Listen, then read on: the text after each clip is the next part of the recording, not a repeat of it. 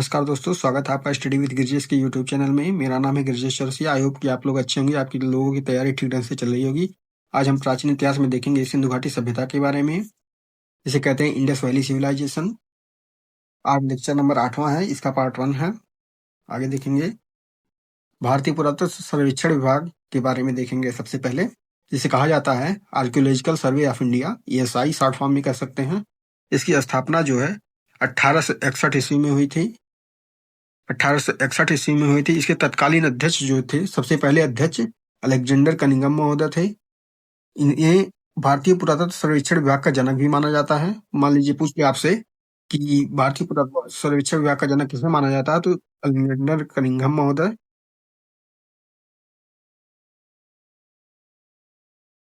और वर्तमान में जो इसके अध्यक्ष हैं वो है यदुवीर सिंह रावत। मान लीजिए पूछ ले कि 2025 में इसके अध्यक्ष कौन है, तो यदुवीर सिंह रावत मान लीजिए।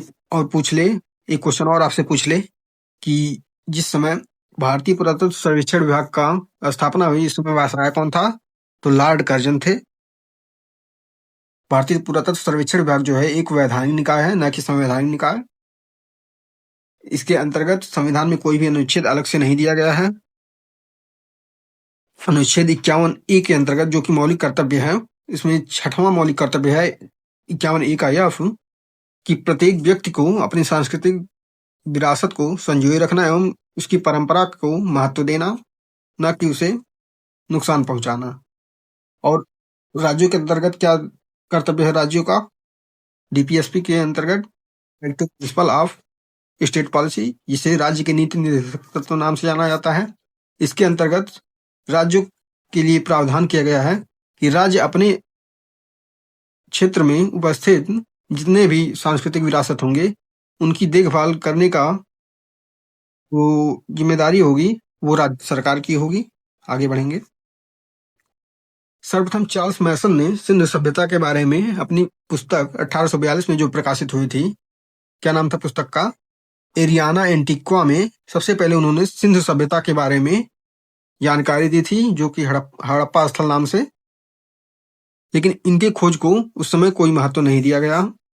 बाद में भारतीय पुरातत्व सर्वेक्षण विभाग की जब स्थापना हो गई, तो उस समय जिस समय इसकी खोज हुई थी हड़प्पा सभ्यता की, उस समय जो अध्यक्ष थे वो जॉन मार्शल महोदय थे।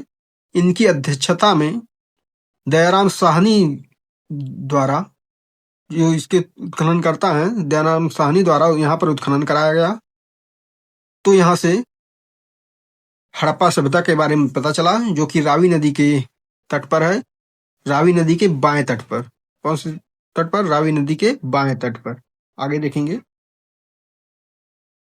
ये वही चीज है। भारतीय पुरातत्व सर्वेक्षण विभाग के जो तत्कालीन अध्यक्ष थे उत्खनन के समय, वो जॉन मार्शल महोदय थे। इनकी अध्यक्षता में दयाराम साहनी द्वारा यहाँ पर हड़प्पा नगर की उत्खनन कराया गया। दयाराम साहनी द्वारा 1921 ईस्वी में। ये पूछता है कि हड़प्पा नगर का उत्खनन कब करवाया गया, तो 1921 ईस्वी में करवाया गया था। ये हड़प्पा नगर है कहाँ? ये हड़प्पा नगर जो है पाकिस्तान में पड़ता है। आगे देखेंगे, इसकी विस्तृत जानकारी हम आगे देखेंगे। मोहनजोदड़ो के बारे में देखेंगे। मोहनजोदड़ो का जो उत्खनन है मोहनजोदड़ो का, वो 1922 ईस्वी में सर्वप्रथम राखाल दास बनर्जी के द्वारा कराया गया था। जिसका अर्थ होता, मोहनजोदड़ो का अर्थ होता है मृतकों का टीला। आगे देखेंगे। इन सभी के बारे में हम विस्तृत आगे पढ़ेंगे। सबसे पहले हड़प्पा सभ्यता के बारे में जानेंगे। हड़प्पा सभ्यता और किस किस नामों से जानी जाती है। सबसे पहले तो हड़प्पा सभ्यता, सर्वप्रथम हड़प्पा नामक स्थल की खोज होने के कारण, हड़प्पा नामक स्थल की हड़प्पा नामक स्थल की खोज होने के कारण इसे हड़प्पा सभ्यता के नाम से जाना जाता है। और सिंधु नदी के आसपास के क्षेत्रों में इस सभ्यता के मिलने के कारण इसे सिंधु घाटी सभ्यता नाम से जाना जाता है। यह कांस्य युगीन सभ्यता थी, क्योंकि सर्वप्रथम हड़प्पा वासियों ने ही तांबा और टिन को मिलाकर कांसे का निर्माण किया था। तांबा और टिन को मिलाकर कांसे का निर्माण किया था, इसीलिए इसे कांस्य युगीन सभ्यता भी कहा जाता है। सिंधु सरस्वती सभ्यता क्यों कहा जाता है? सिंधु सरस्वती सभ्यता इसलिए कहा जाता है कि सर्वप्रथम तो पहले तो जो अवशेष थे वो सिंधु घाटी के क्षेत्रों में मिले थे, लेकिन बाद में जब स्वतंत्रता के बाद जब उत्खनन करवाया गया तो इसके 1500 से अधिक स्थल सिंधु नदी सिंधु नदी जो है और गंगा नदी के बीच के मैदानों में मिला, जहां पहले सरस्वती नदी बहती थी। इसके 1500 2800 स्थलों में से करीब करीब 2200 स्थल जो है सिंधु और गंगा के बीच के स्थानों में मिले हैं, जहां पे पहले सरस्वती नदी बहती थी। इसलिए अब इस सभ्यता का नाम सिंधु सरस्वती सभ्यता कहा जाता है। बहुत से विद्वानों का मत है कि इसे सिंधु सरस्वती सभ्यता कहना ही उचित है। आगे बढ़ेंगे।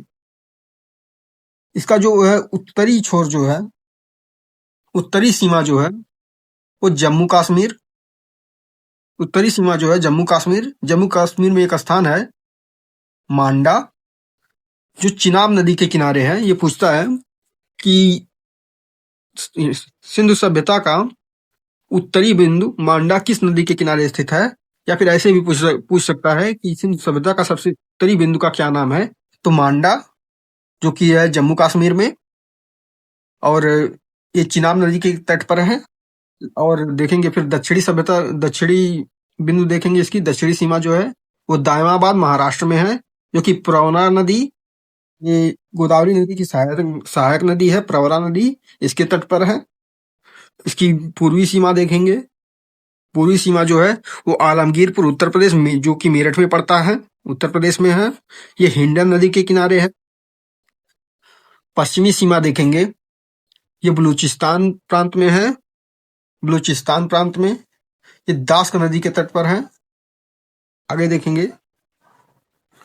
ये स्थल जो है, यह स्थल छूट गया है, सुतकांगेडोर है।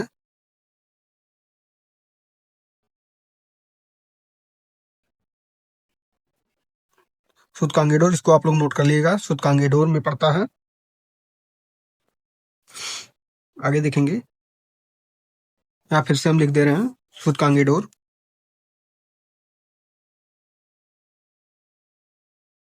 सुतकांगेडोर सुतकांगेडोर नामक स्थान है जो बलूचिस्तान प्रांत में पड़ता है। आगे देखेंगे। इसकी जो है उत्तर से दक्षिण की जो लंबाई है वो है 1400 किलोमीटर। कहीं कहीं 1100 किलोमीटर भी मिलता है, तो जो मिलेगा वो लगाइएगा। और पूरब से पश्चिम की जो लंबाई है वो है 1600 किलोमीटर। उत्तर से दक्षिण की लंबाई 1400 किलोमीटर, या कहीं कहीं कुछ स्रोतों में 1100 किलोमीटर भी मिलता है, कुछ किताबों में। तो उत्तर से दक्षिण की लंबाई 1400 किलोमीटर, जबकि पूरब से पश्चिम की लंबाई जो है वो है 1600 किलोमीटर। 1600। आगे बढ़ेंगे।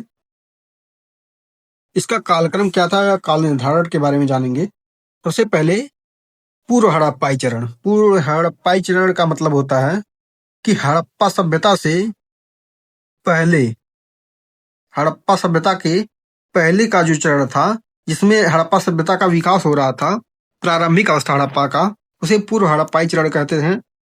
पूर्व हड़प्पाई चरण जो है 3500 ईसा पूर्व से 2500 ईसा पूर्व तक था। जिन्हें ईसा पूर्व और ईस्वी में अंतर नहीं पता होगा, वो पिछली वीडियो में देख लेंगे। 3-3.5 मिनट का वीडियो होगा, उसमें हमने ईसा पूर्व और ईस्वी सन के बारे में डिटेल्स में बताया है। तो जाके वीडियो देख लेंगे, उन्हें समझ में आ जाएगा। तो पूर्व हड़प्पाई चरण जो है वो लगभग 3500 ईसा पूर्व से 2500 ईसा पूर्व में हुआ था। उसके बाद परिपक्व हड़प्पाई चरण जो था, मतलब जो विकसित हड़प्पा सभ्यता थी, उसका कार्यकाल जो था वो 2500 ईसा पूर्व से 1900 ईसा पूर्व था। उसके बाद जो सिंधु सभ्यता का जो पतन हुआ, उसे उस चरण को उत्तर हड़प्पाई चरण कहते हैं, जो 1900 ईसा पूर्व से 1200 ईसा पूर्व तक था। मतलब कि 1200 ईसा पूर्व तक हड़प्पा सभ्यता पूरी तरह से समाप्त हो गई थी। आगे बढ़ेंगे। सिंधु सभ्यता की जो समय सीमा है वो कहीं कहीं जो है कुछ किताबों में 2750 ईसा पूर्व से 1750 ईसा पूर्व तक मिलता है, कहीं कहीं 2500 ईसा पूर्व से 1750 ईसा पूर्व तक मिलता है। तो जो भी इनमें से मिल जाए ऑप्शन में वो लगा दीजिएगा। अगर 2750 ईसा पूर्व से 1750 रहे तो 1750 लगाइएगा, और 2500 ईसा पूर्व से 1750 ईसा पूर्व रहेगा तो इसे ही लगाइएगा। आगे बढ़ेंगे। सिंधु सभ्यता के निर्माता। सिंधु सभ्यता के निर्माता जो थे उनमें कई प्रजातियां थी, जैसे प्रोटो ऑस्ट्रेलाइड, यह एक तरह की जनजाति होती थी।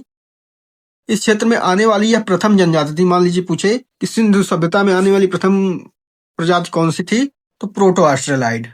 वर्तमान में यह जनजाति जो है यह अनुसूचित जनजाति एवं अनुसूचित जाति के रूप में विद्यमान है मध्य भारत में, मतलब कि भारत के बीचों बीच, मतलब मध्य प्रदेश आदि जगहों पे। आगे बढ़ेंगे।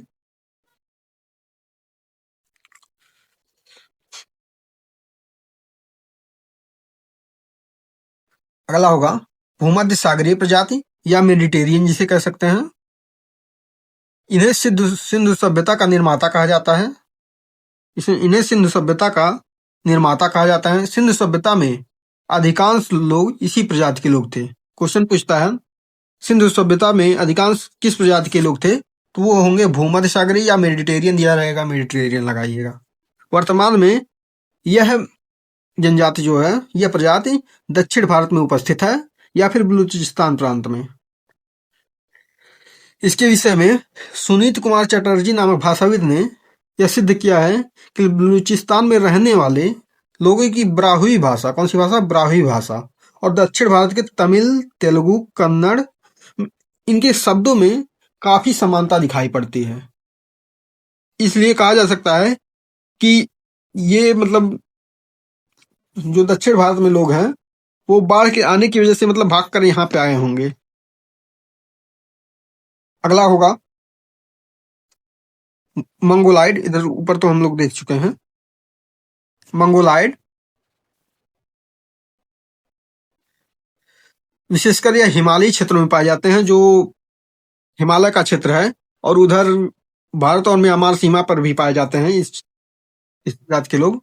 और अल्पाइन जो है ये सिंध प्रदेशों में, गुजरात, महाराष्ट्र और गंगा के मैदानों में भी पाए जाते हैं।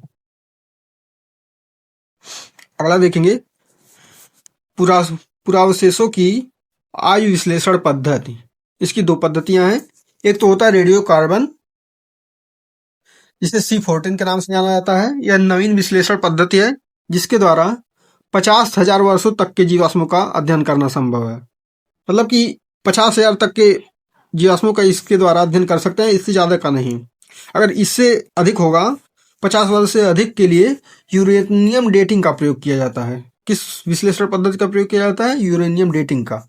जैसे पृथ्वी की आयु ज्ञात करना हुआ तो पृथ्वी तो 50,000 साल से अधिक पुरानी है, इसकी आयु ज्ञात करना हुआ तो यूरेनियम डेटिंग का प्रयोग किया जाता है। आगे बढ़ेंगे। ये पूछता है कि पुरावशेषों का आयु ज्ञात करने के लिए किस विश्लेषण पद्धति का प्रयोग किया जाता है, तो कार्बन C14 होगा। और यदि पौधों के बारे में पूछे तो उनके वलयों के द्वारा, वलयों की काउंटिंग के द्वारा उनकी आयु का पता चल जाता है। पौधों को उनके वलयों की काउंटिंग के द्वारा उनकी आयु का पता चलता है। आगे बढ़ेंगे। हड़प्पा सभ्यता की नगर योजना कैसी थी, इसके बारे में देखेंगे। यह जो है एक नगरीय सभ्यता थी। इसकी सबसे बड़ी विशेषता क्या थी? इनमें पर्यावरण के अनुकूल अद्भुत नगर नियोजन तथा जल निकास प्रणाली। ये नगरीय सभ्यता इसलिए थी क्योंकि यहाँ पर सारी चीजों की व्यवस्था थी। शहरों की तरह सड़कों के किनारे नालियां बनी हुई थी। नालियां जो हैं वो ढकी हुई थी। सड़कों के किनारे की जो नालियां थी वो ढकी हुई थी। इनमें जो सड़कें थी वो समकोण पर काटती थी, मतलब कि इधर से एक सड़क आ रही है तो इधर से एक सड़क आ रही है, इनमें कहीं भी घुमावदार मोड़ नहीं होता था। ये 90 डिग्री पे काटती थी एक दूसरे को। और इनके किनारे किनारे पे घर बने होते थे, सड़कों के किनारे। इनके दरवाजे जो है पीछे की तरफ खुलते थे, ना कि रोड पे, या फिर गलियों में खुल जाते थे, जो इनके बीच में गलियां होती थी, या इसमें खुल जाते थे। यह नगर जो है दो भागों में बटा हुआ था। नगर जो है दो भागों में बटा हुआ था। प्रथम भाग, इसमें ऊंचे दुर्ग होते थे, इसमें शासक वर्ग निवास करता था। दूसरा भाग जो होता था, ये नगर या आवास क्षेत्र होता था, जिसमें श्रमिक और व्यापारी वर्ग निवास करता था। आगे बढ़ेंगे।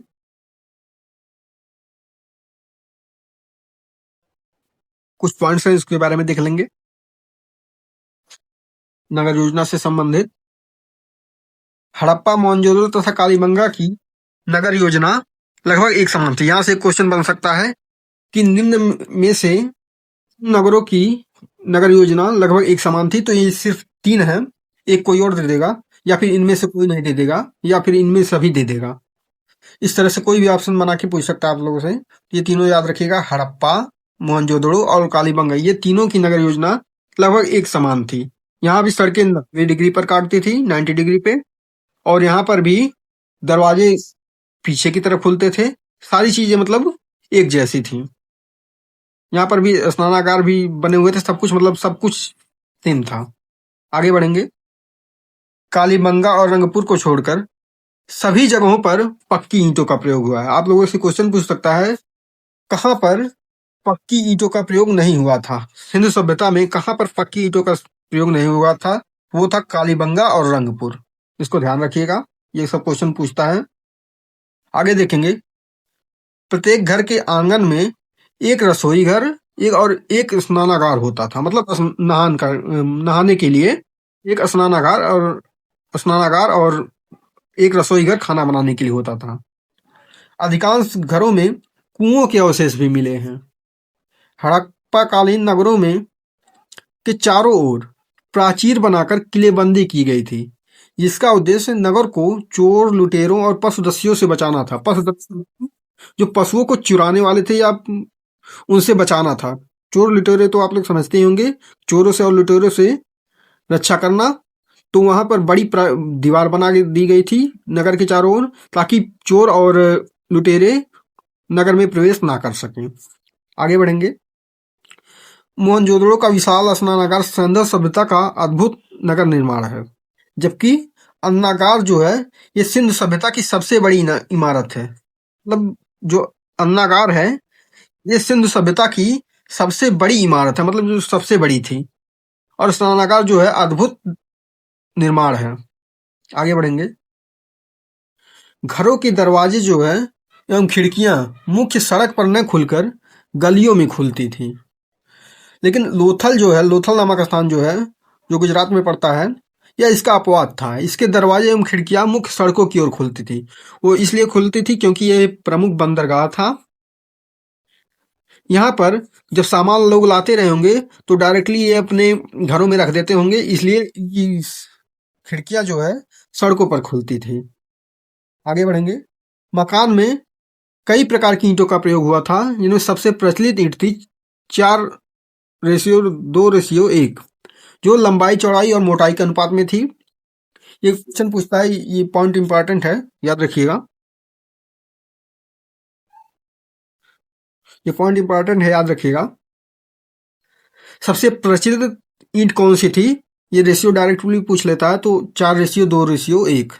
याद रखिएगा, 4:3:1 भी कुछ भी पूछ सकता है। तो ये रेशियो थे 4:2:1। थैंक यू वीडियो देखने के लिए। आज हम क्लास को यहीं ख़त्म करते हैं। मिलेंगे अगले वीडियो में। अगर वीडियो अच्छा लगा हो तो लाइक और सब्सक्राइब जरूर करें, और कोई वीडियो अगर कमी रह जाती है तो आप लोग हमें कमेंट में बता दें, आपका सुधार किया जाएगा। धन्यवाद।